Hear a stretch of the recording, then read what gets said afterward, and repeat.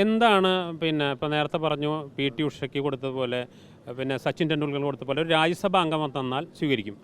തീർച്ചയായും ഒരു പാർട്ടി നോക്കേണ്ട കാര്യം നമ്മൾ സ്പോർട്സിൻ്റെ ഇതിൽ ഇപ്പോൾ തരികയെന്ന് ഇപ്പോൾ എനിക്ക് BJP ഭരിക്കുമ്പോഴാണ് പത്മശ്രീ കിട്ടിയത്. അതുകൊണ്ട് ഞാൻ BJP കാരനാവണമെന്നില്ലല്ലോ. സ്പോർട്സിനുള്ള ഒരു MP കിട്ടിയാൽ നമുക്ക് സ്പോർട്സിന് എന്തിനു ചെയ്യാൻ പറ്റിയാൽ വളരെ നല്ല കാര്യമല്ലേ.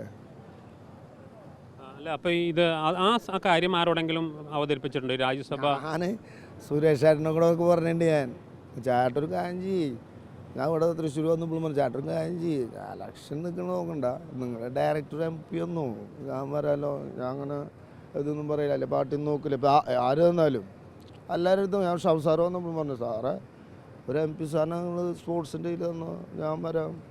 പിന്നെ IM വിജയന് ജോലി വാങ്ങിച്ചു തന്നത് കരുണാകരനാണ്. തീർച്ചയായിട്ടും കരുണാകരൻ സാറാണ് എൻ്റെ ലൈഫ് ചേഞ്ചാക്കി.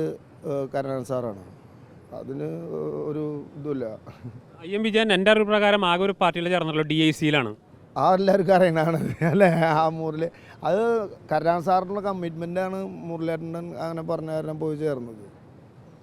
ഇതുവരെ മറ്റൊരു പാർട്ടിയിലും ഇതുവരെ ചേർന്നിട്ടില്ല? ഇല്ലില്ല, തീർച്ചയായും ചേരാൻ ഉദ്ദേശിക്കുന്നില്ല. ഇല്ലില്ല.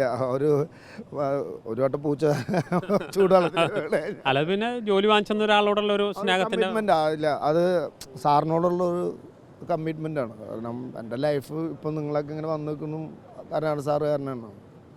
ഇനിയിപ്പോൾ ഒരിക്കലും ഒരു തെരഞ്ഞെടുപ്പ് രാഷ്ട്രീയത്തിൽ ഉണ്ടാവില്ല ഇനി? തീർച്ചയായിട്ടും ഞാൻ ആദ്യമേ പറഞ്ഞിട്ടുള്ളതാണ്. ഇത് ഇവർ മനസ്സിലാക്കാത്ത കാരണമാണ്. പിന്നെ അവർ വിളിക്കണം, സ്വാഭാവികമായിട്ടും ചോദിക്കണല്ലേ. അപ്പോൾ വിജയൻ്റെ ഉള്ളിലുള്ള ആ രാഷ്ട്രീയം അത് പുറത്തെടുക്കേണ്ട, അത് വോട്ടിൽ മാത്രം നിൽക്കട്ടെ. ഏതായാലും പൊതു നിലപാട് അത് വളരെ സ്വാഗതാർഹമാണ്. എനിക്ക് നമ്മളെ ഈ സ്നേഹം മതി എല്ലാവരുടെയും. അല്ല പിന്നെ വെറുപ്പ് ഒക്കെ എനിക്ക് ഇഷ്ടമില്ല. എനിക്ക് ഫ്രീ ബാഡാണ്, പുറത്ത് നടക്കണം. ആരെങ്കിലും പിന്നെ മറ്റേതെങ്കിലും രീതിയിൽ വന്നില്ലെങ്കിൽ പിന്നെ അങ്ങനെ അങ്ങനൊന്നും പറഞ്ഞിട്ടൊന്നുമില്ല? അയ്യോ അങ്ങനൊന്നുമില്ല, അങ്ങനത്തെ പ്രശ്നം അയ്യോ അതൊന്നും ഒരിക്കലും ഇല്ല. അവർക്ക് അറിയണമല്ലോ, അവർ ചോദിക്കും ഇങ്ങനെ, അപ്പം നമ്മൾ പറയാൻ അങ്ങനെ പറ്റില്ല എന്ന് പറഞ്ഞു അങ്ങനത്തെ പ്രശ്നങ്ങളൊന്നുമില്ല.